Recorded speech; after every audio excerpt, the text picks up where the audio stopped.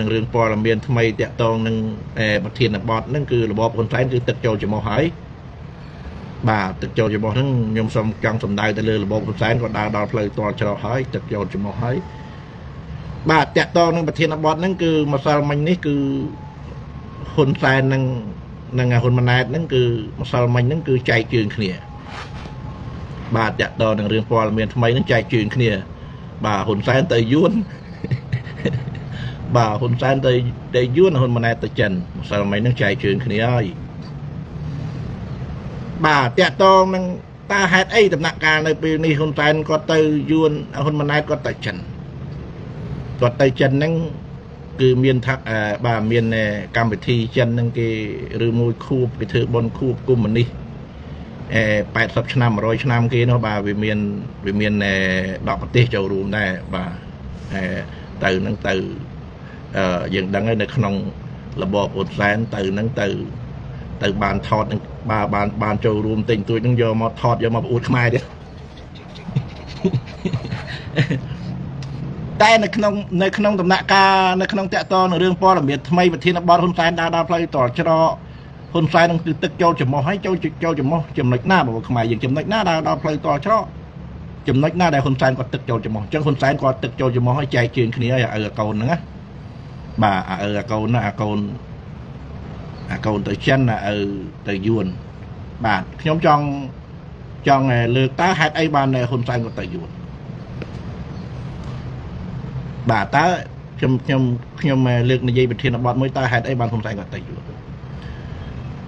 យើងដឹងហើយហ៊ុនសែនគឺយួនអ្នកបង្កើតគាត់ណាបាទហ៊ុនសែនគឺ7ចេញពីអាចគឺយួនអ្នកបង្កើតគាត់នឹងហ៊ុនសែននឹងអត់មានអីទៅតស៊ូអីទៅបានអំណាចអីទេបាទបងចន់នេះបាទលឿនចាំក្រោយបាទចាំក្រោយឆាត់អត់ឯក្រោមឆាត់តាក់តនឹងហ៊ុនសែនគាត់ទៅយួនហ្នឹងគឺតាក់តនឹងរឿងក្តៅរឿងព្រំដែនបាទតាក់តនឹងរឿងព្រំដែនតាក់តនឹងរឿងខ្មែរទាំងក្នុងប្រទេសនិងក្រៅប្រទេសទាំងគណៈបកប្រឆាំងលោកប្រធានសំរងស៊ីខ្មែរយើងនឹងគេជំរុញឲ្យហ៊ុនសែនហ្នឹងឲ្យយករឿងក្តៅព្រំដែនហ្នឹងបាទឲ្យទៅប្តឹងទៅតុលាការយុត្តិធម៌អន្តរជាតិអាហ្នឹងទី1បាទទៅរីកាប្រាប់មេធ្វើបាទធ្វើតាមផែនការមេចឹងបាទហ្នឹងហើយដល់សជាតិខ្មែរឲ្យដល់សជាតិខ្មែរចូលសជាតិយួនហ្នឹងហើយទៅមេត្រូវហើយយួនហ្នឹងគឺមេហ៊ុនសែនអញ្ចឹងតាក់ទងនឹងរឿងខ្មែរយើងហ្នឹងគេខ្មែរក្នុងប្រទេសហ្នឹងគឺគេជំរុញឲ្យហ៊ុនសែនដាក់ពាក្យប្តឹងទៅតុលាការយុត្តិធម៌អន្តរជាតិតាក់ទងនឹងរឿងដែលខ្មែរយើងហ្នឹងគេស្នើគេជំរុញឲ្យហ៊ុនសែនហ្នឹងឲ្យកោះប្រជុំអកិច្ចព្រមព្រៀង$23ឡើងជាសារថ្មីបានតែហ៊ុនសែនអត់ទៅហើយយួនវិភ័យបាទយួនឲ្យតែនិយាយពីរឿងព្រំដែនហ្នឹងគឺរសើបគូដែរយួនបាទគឺបាទយួនឲ្យតែនិយាយពីរឿងព្រំដែនហ្នឹងគឺរសើបគូអញ្ចឹងយួនហ្នឹងក៏ហៅហ៊ុនសែនទៅបាទដើម្បីទៅពមៀនហ៊ុនសែនហ្នឹងអត់ឲ្យហ៊ុនសែនហ្នឹងដាក់ពាក្យប្តឹងទៅតុលាការអន្តរជាតិយួនហ្នឹងទៅដាក់សម្ពាធហ៊ុនសែនហ្នឹងអត់ឲ្យហ៊ុនសែនហ្នឹងកោះប្រជុំអកិច្ចព្រមព្រៀង$23សារជាថ្មីបាទយួនបើពេលនិយាយឲ្យចំយួនបើពេលនិយាយឲ្យចំយួនខ្លាចខ្មែរយើងពីចំណុចរបស់ខ្មែរយើងបើយើងនិយាយពីរឿងពីរឿងនយោបាយណាបាទបើយើងនិយាយពីរឿងនយោបាយយួនខ្លាចខ្មែរយើងពីចំណុចទី1ខ្លាចខ្មែរយើងនឹងរួមគ្នាសាមគ្គីជាធ្លុងមួយបាទចំណុចទី2ខ្លាចខ្មែរយើងនឹងទៀមទាកោះប្រជុំអកិច្ចព្រមព្រៀង$23នៅទីក្រុងប៉ារីសសារជាថ្មីបាទយួនគឺវាខ្លាចអាពីចំណុចយួនបាទដល់អញ្ចឹងវាហៅហ៊ុនសែនហ្នឹងទៅចាក់កន្លោះបាទទៅដាក់សម្ពាធហ៊ុនសែនទៅចាក់កន្លោះហ៊ុនសែនហ្នឹងអត់ឲ្យហ៊ុនសែនហ្នឹងទៅប្តឹងទេបាទអញ្ចឹងយួនទៅហ្នឹងទី1វាយួនទៅចាក់កន្លោះហ៊ុនសែនទៅដាក់សម្ពាធហ៊ុនសែនខ្លាចហ៊ុនសែនហ្នឹងទៅកោះប្រជុំអកិច្ចព្រមព្រៀង$23នៅទីក្រុងប៉ារីសអញ្ចឹងហៅហ៊ុនសែនទៅហ្នឹងគឺទៅដាក់សម្ពាធអីបាទនឹងទៅដាក់សម្ពាធអីហើយអារឿងតាក់តងនឹងរឿងដោយលោកជំរឿនគាត់ខមមិនមិញហ្នឹងតាក់តងនឹងរឿងច្បាប់ម៉ែវាហ្នឹងយើងដឹងច្បាប់ម៉ែបាទច្បាប់ម៉ែវាអត់យើងសួរថាបើការច្បាប់ម៉ែវាហ្នឹងយើងសួរថាចំណេញឲ្យអត់ច្បាប់ម៉ែវាច្បាប់នីតិមន្តច្បាប់ដកជាតិខ្មែរហ្នឹងអារឿង à lấy có cái đáy à cao có chết ban ta cao nó prum đai nó chết thành cái là hột bà à kịch bị đường một tục sạt bị đường prum đai bị đường cái chuyện biến à tục sạt tê hay mà bạc cá chấm bắp đọt chết anh nó sẽ phèn caอยู่นะบอกมาอยู่sẽ phèn caอยู่này đọt chết khmé châu chếtอยู่bà hayยังđắng ấy hôn sáng mình hôn sáng bà bây giờ này dây ở chóm á giờ này dây ở trong này dây ở về lô xích mình hôn sáng mình được dây tinh môn này bà mình tinh môn mình chuồn cái lên bắt tóc cái nhẹ cái rồi ấy bà thừa tam bọtไปchia cái tí hôn sáng nó giờ điệp thiệp đôi tinh môn này bà đào pi về lia rừng cái đai nó sọc maiยังtới đào pi về lia ní chuồn cái hào tới bà chuồn cái hào tới thì đã phèn ca thì đã bọtไปchia năng ngày à lấyว่าใครอยากให้ไอ้บ้านให้ไอ้บางขมายยืนดังชุบบ้ายืนตามด้านชุบบ้าให้ไอ้ตัวคนแซนดาวดอกพลอยตัวเจาะเรื่องกระไดนั่งสขมายนั่นคือยืนให้คนแซนเตอหรือว่าคนแซนก็รถตะยืนหนึ่งมองบ่าวก็รถตะเมย์ก็นะแล้วบางขมายยังนำปีปอนออกใบบ่าชนำปีปอนออกใบเรื่องคณะปัสกุลจีดบาตกรรมบ่าสมัยเพลย์เบงเสียเนี่ยบ่าปัตกรรมงานปัตกรรมรอตึบบ่ามัดตึบปีใบดองมัดตึบปีใบดองนอนจังคนใส่ก็ตอจรอคนดังเย่บันดังเย่เธอไม่ตุบสกัดเรื่องปัตกรรมอะบ่าคนใส่ก็เตยยูนบ่าคนใส่ก็เตยยูนบ้านปีเป็นไงเมาวิ่งคนใส่ก็มาประกาศถ้าบ้านใดที่ใบบ้าปีบ้านใดที่ใบนี่คือเจงไปยูนมาสิบ่าเจงไปคนใส่ก็เตยยูนนี่บ่าตรงอะไรนั่นคือยมตามด้านชุบบ่าbàคนใช้ได้แต่ก็ต่อทรอคือกรตยูน้อยกรตเมย์ก็ได้bàให้แต่รตยูนให้มาวิ่งดังใบขมายมาวิ่งดังกัดตึกใดกี้เลยมานั่นคือยืนตามนานฉบับมองจังคนใช้ในครอนเทียมเฉียดติงโมมวยbàก็เรียกติงโมเกยูนเกลือกแบบต้องดังใบ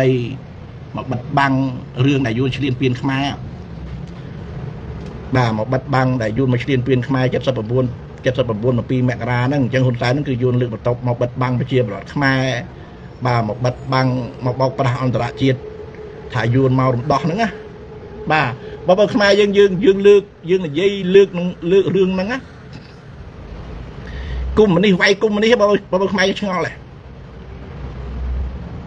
ขมายยังกุมมันนี่ย้วนกุมมันนี่โดยขี้เนี้ยนั่งกุมมันนี่ไวกุมมันนี่นั่งบอกขมายยังชงเลยแม่ยังในขนมอาจจะทำเป็นบุญปีแมกรานั่นยูนอันมารมดอกเต้คือยูนมาเฉลี่ยเปลี่ยนนั่นคือกลุ่มนี้ไว้กลุ่มนี้นั่นคือแผนการ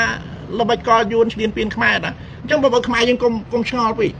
เวียมแมนแต่ลูกสไลเธอสังเกตจะมุ้ยกลุ่มนี้เฮ้แม่นี่ยูนกลุ่มนี้ขมายกลุ่มนี้มาจังเรียบจำระบายกอระบายมาเฉลี่ยเปลี่ยนขมายให้เวียมาดักมโนกลุ่มมาฟลักไฟทาเวียมารมดอกรำดักไอ้กลุ่มนี้นี่จังมีในเฉลี่ยเปลี่ยนยังไงจังบอกขมายยังไงช่างเอามาอันนั้นตีหมุยตีปีโดยคนแสนกอดอุดถ้ากอดการนำนายมอแสทบชนำนึงกอดอุดทันเลยพบโลกนึงมีนกอดได้การนำนายมอแสทบชนำมายังดังไงการนำนายทั้งบ้านใดตีมวยกำติขมายตีปีสำหรับขมายนึงบ้าตีใบไวขมายนึงนั่งอำนายคนแสนได้คนแสนการนำนายมารอทั้งไงนั่งพลอนขมายยังแต่มันจะบ้านนำนายปีนามาเหมือนขมายยังจะเลือกซุยก็ได้นะบ้านเคยกอดไวก็กำติกรุบกระนาปะเคยเนี่ยทนายหาเกียรติดึงสลับจวบกุ๊กไปเคยเอาจะเนี่ยโจรุมกิจการสกุลจังสรุปสกัดว่าอำนาจคนใส่นั่นคือพลอนขมายเธอบาปขมายพลอนขมายแต่อำนาจคนใส่ในการบานมอใส่ทุกนำอันนั้นยืนในยีเอาไปกาปิดอะไรนะมวยบ่าหอยคนใส่ก็มันดังเต้ก็มันดังติงโมงเต้ก็ในยีจะอวดเต้แต่อัดดังถ้าอำนาจนั่งลุยพลอนเกอำนาจนั่งเธอบาปเกแต่บ้าเมียนาเกแต่ความโตกิเลือกซุยก็ได้มาดังนอนมาเต้จังบอกขมายอายุหลักอะไรนั่งมวยว่าจังคนแสนเนี่ยคลากี่สู้ยมเจ๊สู้ยมตาจอนนี่คนแสนก็เตยจันยมปรองลายคลิปตังปีมาซาลมันยังถ้าคนแสนคนแสนก็เตยยุ่นนะคนมาได้ก็เตยจันบ้ายมทาเตยนั่นคือคนแสนนั่นคือดาวเตยตัวจอยคือตึกโจรจมอฮะบ้าเวียมุนประกาศเมย์ดักนอนภรรยาเวียมุนประกาศวิจัยจืนขึ้นเยอะบ้าวิจัยจืนขึ้นเยอะดามใบเตอสเวสวาดามใบเตอโรลุยบ้าไปยังใยจอมนั่นคือคนแสนนั่นก็ตระการลุย បាទដើម្បីមកការពារអំណាចគាត់ហ្នឹងបាទដល់អញ្ចឹងគាត់ចែកជឿគ្នារត់ទៅសវេសវ៉ានឹងយួនឲ្យទៅយួនណាកូនទៅចិនហើយទៅនឹងគ្មានស្អីទេដូចឥឡូវខ្ញុំនិយាយពីរឿងអាកូនទៅចិនទៅនឹងគ្មានប្រយោជន៍អីទេទៅនឹងទៅថ្វាយគុំចិនទៅខ្ចីលុយខ្ចីបលចិនទៅសុំជំនួយចិននឹងដើម្បីមកការពារអំណាចទេទៅហ្នឹងអាហ៊ុនម៉ាណែតទៅចិនហ្នឹងបាទពេលរបបវាទឹករបបហ៊ុនសែននឹងដើរដល់ផ្លូវតច្រកទឹកចូលចំនោះហើយមនុស្សវាកំពុងរៀបចំបកាច់ឲ្យដល់ចឹងវាឆ្លេឆ្លាបាទឆ្លេឆ្លាចែកផ្លូវគ្នាឲ្យទៅយួនណាកូនទៅចិនមកចែកផ្លូវគ្នាឆ្លេឆ្លាបាទសវេសវ៉ាហ្នឹងទឹកចូលចំនោះហើយសវេសវ៉ាឲ្យគេជួយបានតែណាគេជួយចាំណាគេជួយគ្មានណាគេជួយទេរបបហ្នឹងវាដួលហើយហេតុអីបានយើងសំដៅយើងឃើញច្បាស់ហ៊ុនសែនបង្កើតព្រឹត្តិការណ៍ទី1ហ៊ុនសែនគាត់បង្កើតព្រឹត្តិការណ៍ដើម្បីទៅសុំជំនួយអន្តរជាតិអាហ្នឹងទី1ទី2ហ៊ុនសែនគាត់បង្កើតយកឈ្មោះខ្មែរយើងបង្កើតយកឈ្មោះប្រជាពលរដ្ឋដើម្បីទៅដើរខ្ចីបុលអន្តរជាតិបាទដើម្បីយកលុយមកការពារអំណាចគាត់តែនៅដំណាក់កាលលើពេលនេះដំណាក់កាលពេលរឿងក្តៅរឿងថ្មីនេះសួរថាប្រទេសណាហ៊ានមកចេញមុខណែមកហ៊ុនសែនមកមានសង្គ្រាមមានបញ្ហារយៈពេល5ថ្ងៃហ្នឹងអត់មានប្រទេសណាមកចេញមុខគ្រប់គ្រងហ៊ុនសែនទេអត់មានទេបាទ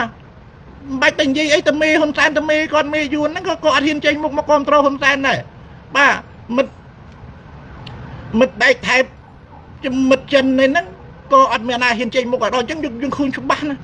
បាទយើងឃើញច្បាស់មកប្រទេសមានបញ្ហាក្តៅមានសង្គ្រាមរយៈពេល5ថ្ងៃហ្នឹងយើងមើលហ៊ុនសែនទៅសវេសវ៉ាទៅពឹងអាណាគេហ៊ានចេញមុខជួយបាទចេះបានអញ្ចឹងឯងបានហ៊ុនសែនគាត់ខំប្រឹងទៅអរគុណដូណាល់ត្រាំហ្នឹងបាទបានគុណប៉ុនដូណាល់ត្រាំតាដើម្បីគាត់មកប្រកាសមកបញ្ចប់សង្គ្រាមហ្នឹងបាទពេលហេតុអីបានហ៊ុនសែននឹងខំប្រឹងទៅអរគុណដូណាល់ត្រាំបាទមិនប្រឹងអរគុណណាបាទពេលទៅពឹងចិនអត់ជួយទៅពឹងយួនអត់ជួយផងហើយធ្វើសង្គ្រាមប្រទេសគេក្របាទធ្វើសង្គ្រាមជាមួយធ្វើសង្គ្រាមនេះមួយតើតែមានមហាអំណាចនៅក្រោយតើតែមានគេជួយអានឹងបានយើងអាចធ្វើសង្គ្រាមបានច្រើនថ្ងៃដូចមិនអាប្រទេសឯងក្រតែលហាមរដ្ឋបាយស៊ីចង់បានផងឲ្យមកធ្វើសង្គ្រាមធ្វើតែ5ថ្ងៃចង់អស់ក្របបាញ់ហើយលែងមានក្របបាញ់មកដែរហ្នឹងឲ្យទៅធ្វើសង្គ្រាមឈ្នះណាដល់អញ្ចឹងហ៊ុនសែនគាត់ស្អីគាត់បាទដល់ភ័យគាត់រត់ទៅថ្វាយគុំអាមេរិករត់ទៅថ្វាយគុំលោកដូណាល់ត្រាំដើម្បីឲ្យមកជួយបិទបញ្ចប់សង្គ្រាមអញ្ចឹងយើងក្នុងនាមយើងជាខ្មែរយើងមិនចង់ឲ្យកើតសង្គ្រាមទេបាទតែវាកើតឡើងហើយអញ្ចឹងយើងទៅអរគុណលោកដូណាល់ត្រាំដែរដែលបានមកបិទបញ្ចប់សង្គ្រាមបាទអញ្ចឹងនៅក្នុងរយៈពេល5ថ្ងៃហ្នឹងគឺយើងឃើញច្បាស់ហើយរហូតមកដល់ឥឡូវហ្នឹងគ្មានណាគេចេញមុខទៅជួយរបបហ៊ុនសែនទេបាទអត់មានប្រទេសណាទៅចេញមុខគ្រប់គ្រងទៅជួយរបបហ៊ុនសែនហេតុអីបាទពេលហ៊ុនសែនវាមានដឹកនាំផ្ដាច់ការគឺអន្តរជាតិគេប្រមានគេឲ្យឱកាសហ៊ុនសែនហ្នឹងគេឲ្យមកគោរពសិទ្ធិមនុស្សឲ្យមកស្ដារលទ្ធិប្រជាធិបតេយ្យហ្នឹងហ៊ុនសែនហ្នឹងអត់ព្រមមកស្ដារអត់ព្រមធ្វើតាមសហរដ្ឋអាមេរិកសហគមន៍អឺរ៉ុបអីទេបាទដែលអន្តរជាតិគេដាក់សម្ពាធគេឲ្យមកគោរពសិទ្ធិមនុស្សហ្នឹងអត់ទេអញ្ចឹងហ៊ុនសែនគាត់ឌឺគេហើយគាត់មានតែចាប់ខ្មែរវាយខ្មែរធ្វើបាបខ្មែរទៀតគិតតែរំលោភសិទ្ធិមនុស្សកាន់តែខ្លាំងអញ្ចឹងហើយបានគេអត់ជួយទេបាទគេអត់ជួយទេបាទពេលទៅជួយមិនបាទពេលអាមេរិកនឹងទៅគ្រប់គ្រងហ៊ុនសែនទៅជួយហ៊ុនសែនអាហ្នឹងគេមានអាមេរិកនឹងទៅការពារទៅគ្រប់គ្រងមេដឹកនាំផ្ដាច់ការបាត់ហើយអញ្ចឹងមេពិភពលោកហ្នឹងគឺគេស្អប់ខ្ពើមគេស្អប់ខ្ពើមពួកផ្ដាច់ការពួកអក្រាញអំណាចពួកអារម្មណ៍លោភសិទ្ធិមនុស្សហ្នឹងគឺពិភពលោកហ្នឹងគេស្អប់ខ្ពើមអញ្ចឹងដល់ពេលមានបញ្ហាមានអាណាគេជួយលេលើអាពុកអាកូនដល់ពេលមានសង្គ្រាមលេលើគូសាំងតិចអាពុកអាកូនបាទទៅពឹងចិនជួយទៅពឹងយួនក៏យួនមិនជួយ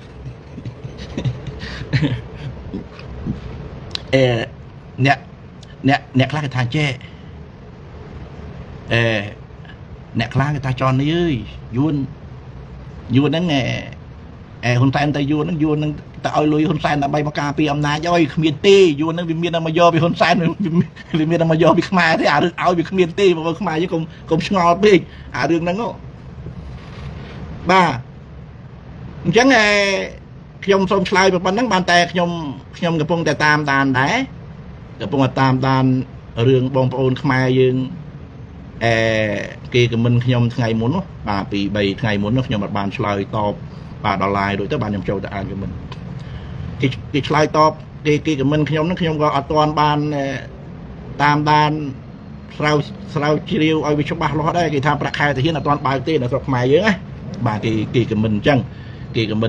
គេថាពូចននេះឲ្យប្រាក់ខែទាហាននៅស្រុកខ្មែរយើងហ្នឹងតាំងពីកើតសង្គ្រាមរយៈពេល5ថ្ងៃហ្នឹងមកមកដល់ឥឡូវហ្នឹងអត់ទាន់បើកប្រាក់ខែទាហានទេបាទអត់ទាន់បើកទេគេខមមិនអញ្ចឹងប៉ុន្តែខ្ញុំបាទអត់ហ៊ានទៅនិយាយឲ្យច្បាស់ដែរបើពេលខ្ញុំតាមដានអត់ទាន់ដឹងច្បាស់ដែរប៉ុន្តែនៅក្នុងការដែលគេខមមិនសួរខ្ញុំអញ្ចឹងប៉ុន្តែយើងអាចយកមកវិភាគត្រូវដែរ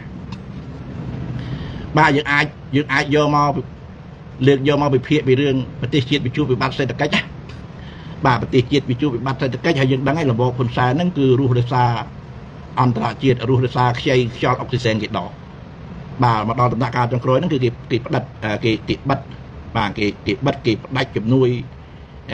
ហើយគេដាក់ទណ្ឌកម្មទៀតបាទអញ្ចឹងគេផ្ដាច់អាខ្យល់អុកស៊ីសែនណាខ្យល់អុកស៊ីសែនហ្នឹងយកសំដៅទៅលើជំនួយសំដៅទៅលើប្រាក់កម្ចីអីចឹងណាបាទប៉ុន្តែឥឡូវហ្នឹងគឺជំនួយគឺគេផ្ដាច់ប្រាក់កម្ចីក៏គេលែងឲ្យខ្ចីបាទហើយគេមកដាក់សពាតគេមកដាក់ទណ្ឌកម្មនៅលើរបបហ៊ុនសែនទៀតអញ្ចឹងយើងមើលឃើញនៅក្នុងដំណាក់កាលដែលបងប្អូនខ្មែរយើងខមមិនថាចននេះអត់ទាន់បើកប្រាក់ខែទាហានទេបាទពេលហ្នឹងយើងអាចថាវា50ដែរបើពេលយើងនិយាយឲ្យចំវាចេះបងខ្មែរយើងនៅក្នុងប្រទេសខ្មែរយើងសប្តាហ៍ហ្នឹងវាកំពុងតែពីលស៊ីពីលបាទវាកំពុងតែពីលស៊ីពីលវាកាត់ឥឡូវខ្ញុំមកប្រៀបធៀបឲ្យមើលប្រទេសខ្មែរយើងវាជួបវិបត្តិសេដ្ឋកិច្ចវិបត្តិសង្គមហើយហ៊ុនសែនដល់ថ្ងៃហ្នឹងវាអត់មានអីលក់ទៀតទេធនធានទ្រព្យសម្បត្តិជាតិអីហ្នឹងរ៉ែខ្លាច់អីហ្នឹងហ៊ុនសែនគាត់ខ្ចីគាត់លក់ចង់អស់ឲ្យប្រទេសខ្មែរយើងហ្នឹង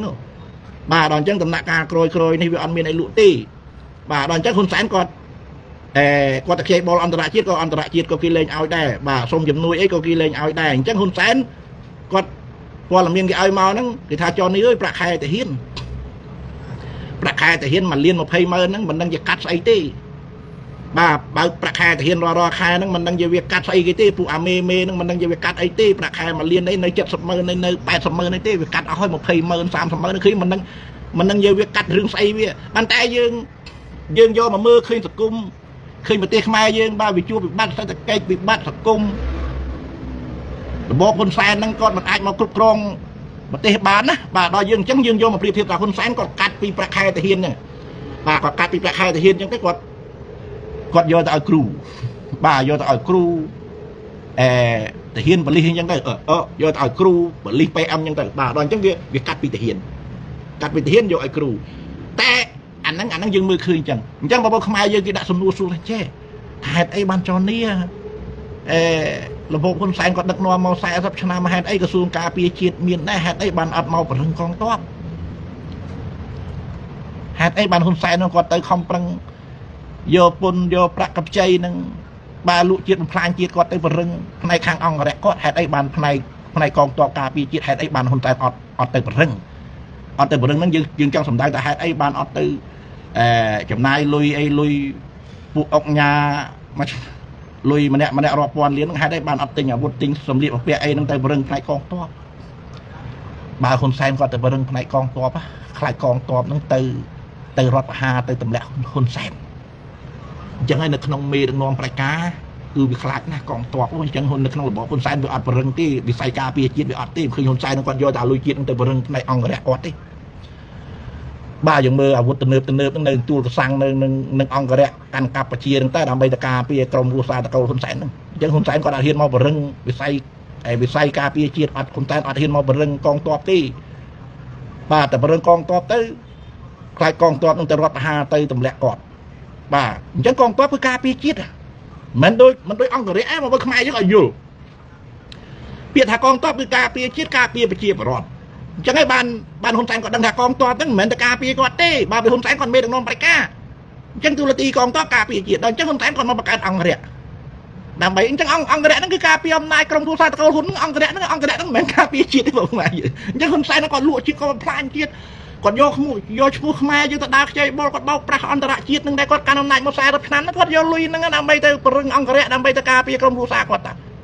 ยังมาบอกมายังใจดัดเปียถ้าอังกฤษนั่งกองตอบอังกฤษคือการเปียจีดแต่เฮียนคือการเปียจีดอังกฤษนั่นคือการเปียอำนาจกรมกุศลคนแสนแต่บ้านนั่งอังกฤษนั่งมีนมาบำราประชีพรถมีมาการเปียประชีพรถนะจังมาบอกมายังใจเนี่ยดัดอะไรนั่งนะมาใจเนี่ยดัดอะไรนะให้มึงคือคนแสนก่อนมาประกาศอังกฤษรอบมือเนี่ยบ้าแต่จำนายลุยจีดอ่อนปืนบ้าแต่ติงอาวุธติงซองเพียร์อาวุธไอ้นั่งดาใบเยอะมาแปะปอนอังกฤษก็ตะนืบนึงบ้าแต่อาจจะเห็นการเปียจิตแต่เปลืออาวุธอากาศอาจจะเห็นการเปียจิตเนี่ยกรอระบายจืดแปะบานจังหุ่นใจคือผู้มีน้องปลายก้าวคืออาจเห็นแต่บริเวณในวิสัยกองตัวเอวิสัยการเปียจิตได้อาจเห็นบริเวณนี่บ้าแต่บริเวณวิสัยแต่ตำแหน่งอำนาจผู้เวียบ้าจังไงเตะตอนนึงหุ่นมันไหนตะจันเชื่อมในใจไปเรื่องหุ่นมันไหนตะจันไหนหุ่นระบบหุ่นแสนไต่ตำแหน่งการในปีนี้บ้านเริ่มจะมาอุดบ้าเตยจันตั้งแต่จูบเมดังนอมจันเมดังนอมรซีตั้งแต่ทอดตั้งยอมมาพอยอมมาอุดที่อย่างนั้นในขนมระบบหุ่นแสนแต่นะอุดตั้งวิสมาแบบวิสมาหนึ่งออดอุดตั้งวิสมาหนึ่งตอกปลาอุดเนี่ยบ้าไปกินเนี่ยเมียนมองเมดังนอมกี่ปฏิกิริยาเลื่อนมองกี่อันเมียนมาอุดกี่อันเมียนมาอ่างได้ว่าบ้านใจปฏิกิริยาเลื่อนมาเจียบรถกี่สบายไอ้คนมันแหนตเวียโดยนโยบายเบาปลาเวียโดยแต่หุ่นแสนตั้งแต่นาแต่ทอดกี่ตั้งแต่โชดทอดกี่โชดไอ้ตั้งแต่อุดสู้ท่าเติมนั่งมีบ้านประโยชน์ได้จีได้อด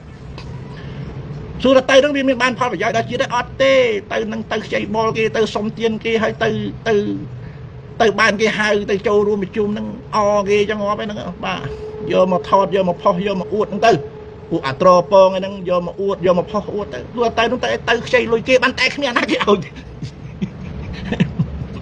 จังระบอบคนแสนอ่ะพวกไอ้โจนั่งคือดาวเพลย์ตัวจะน้อยคือตึกโจจะมอยบ้าคือตึกโจจะมาห้อยจังใจจืดเคลียร์มาสอนไม่นั่ง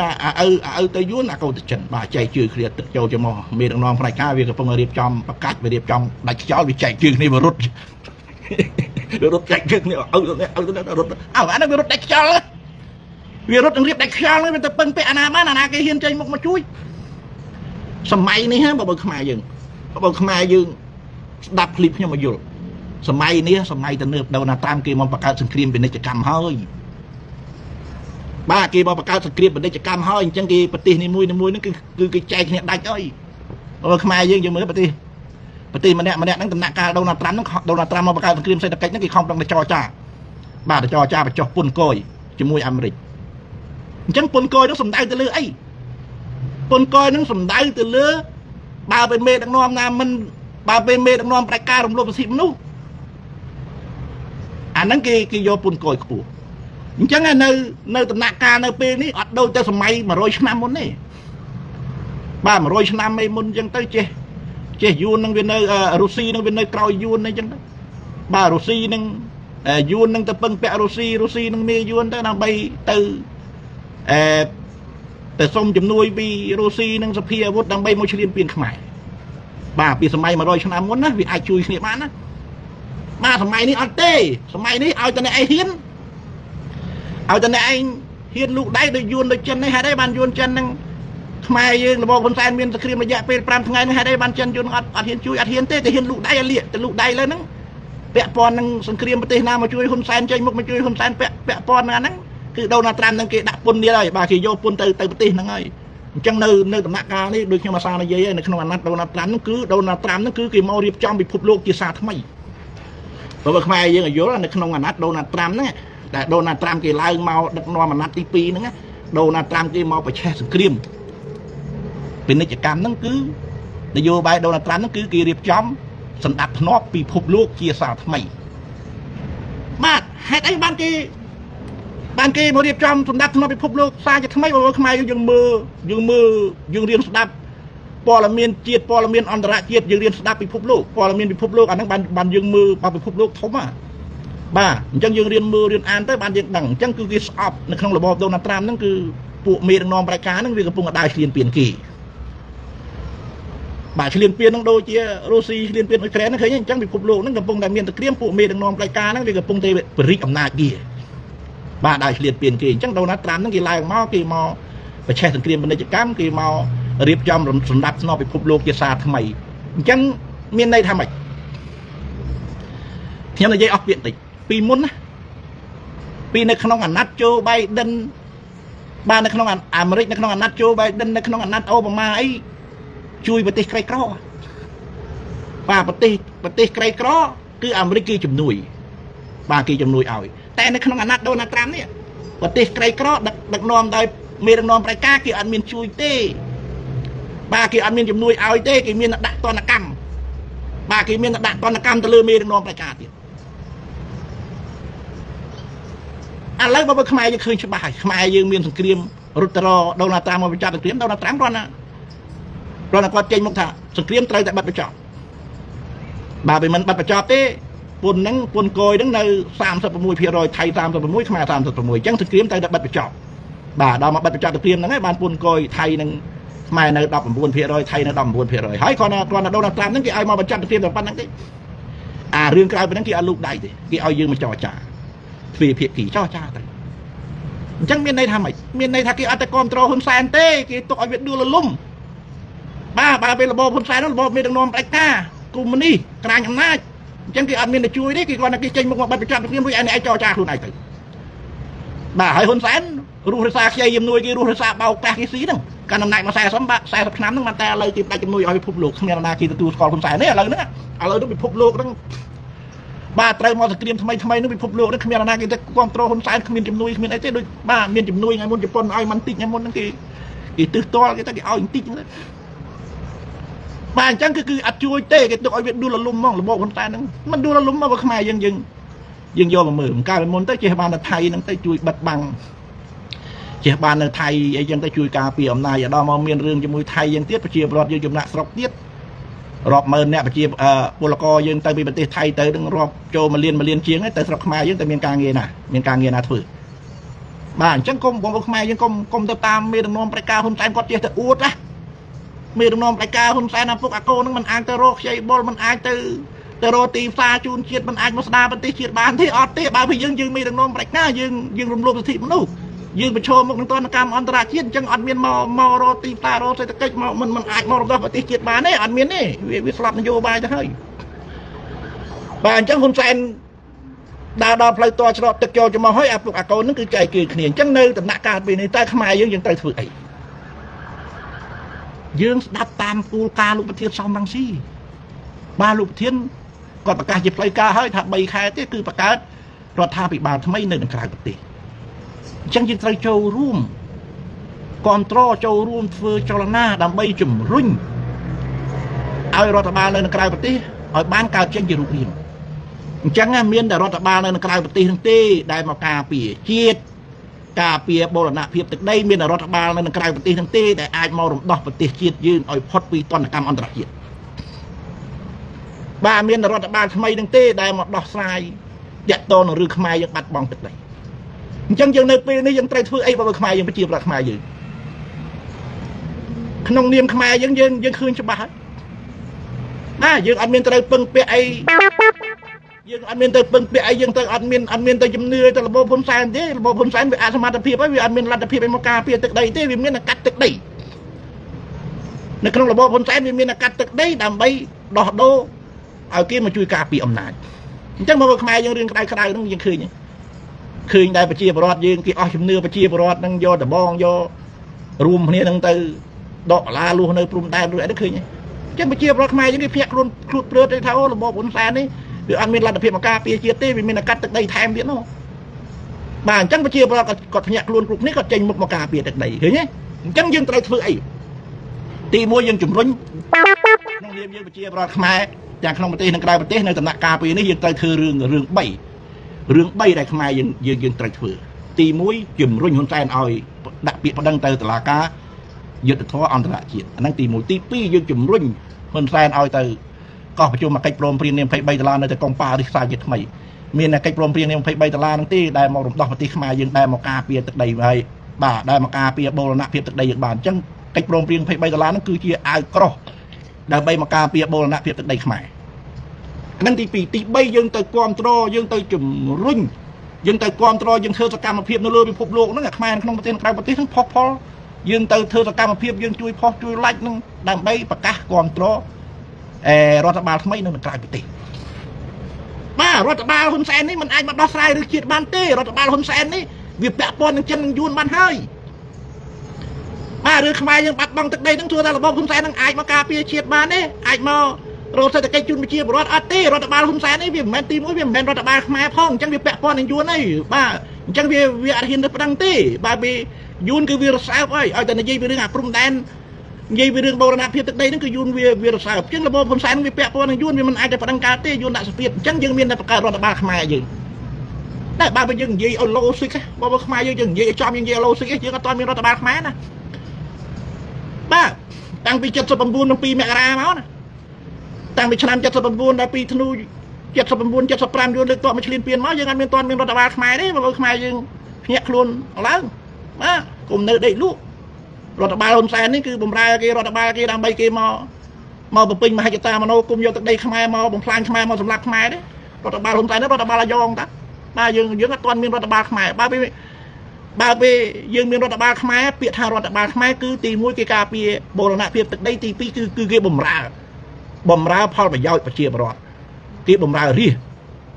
បាទពេលរដ្ឋបាលខ្មែរប៉ុន្តែទី1គេដាក់យុទ្ធនាការការពារជាតិទី2គេមកការពារបម្រើប្រជាពលរដ្ឋបើពេលរដ្ឋបាលថ្ងៃនេះវាស៊ីប្រាក់ខែប្រជាពលរដ្ឋបាទតែផ្ទុយស្រឡះយើងមើលហ៊ុនសែនទៅការពារអំណាចគាត់តែបាទចង់អាណាយកទឹកដីអាលិចអាកើតអីយកមិនក៏គាត់មិនខ្វល់ដែរអញ្ចឹងបងប្អូនខ្មែរយើងដំណាក់កាលចុងក្រោយនេះគឺយើងរួមគ្នាបាទតែគ្រប់គ្រងឲ្យបង្កើតរដ្ឋបាលថ្មីនៅក្រៅប្រទេសដឹកនាំដោយលោកប្រធានសំរងស៊ីដើម្បីឲ្យអន្តរជាតិទទួលស្គាល់អញ្ចឹងរដ្ឋបាលថ្មីនឹងហើយដែលដាក់ពាក្យប្តឹងតាក់ទងនឹងរឿងបូរណភាពទឹកដីមានតែរដ្ឋបាលថ្មីនឹងទេដើម្បីតែកោះប្រជុំអកិច្ចព្រមព្រៀងនាម$23នៅទីក្រុងប៉ារីសជាថ្មីបាទមានរដ្ឋបាលថ្មីនឹងទេដែលទៅរៀបចំដែលទៅរំដោះប្រទេសជាតិយើងបានអញ្ចឹងពីខ្ញុំបាទចននេះខ្មែរយើងចាប់ពីថ្ងៃនេះចូលរួមឲ្យសកម្មបាទទាំងអស់គ្នាខ្មែរក្នុងប្រទេសនិងក្រៅប្រទេសយើងធ្វើតាមវិធីដែលយើងអាចធ្វើបានយើងជួយ like ជួយ share ជួយគ្រប់គ្រងហ្នឹងទៅអាហ្នឹងឯងគឺជាសកម្មភាពតែយើងហាមនៅស្ងៀមអញ្ចឹងយើងត្រូវតែចូលរួមគ្រប់គ្រងរដ្ឋបាលថ្មីដឹកនាំបាទហើយពីខ្ញុំបាទចននេះមានប៉ុណ្្នឹងទេអរគុណច្រើន